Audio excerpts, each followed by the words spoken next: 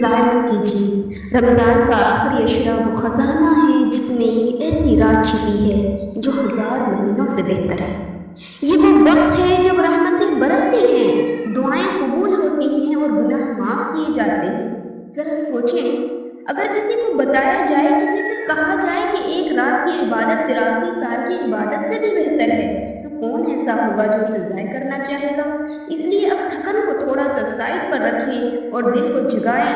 تھوڑی دیر قرآن پڑھ لیں، نوافل خلوص سے ادا کر لیں، ان سے دعائیں مانگ لیں، کسی کو دل سے معاف کر دیں۔ کبھی کبھی چند آنسو اور ایک سچی دعا انسان کی پوری زندگی بدل دیتی ہے۔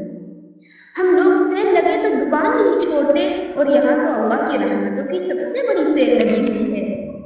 اللہ ہمیں آخری عشرے کی قدر کرنے والے اور لیلۃ القدر پانے والوں میں سے شامل فرمائے، آمین۔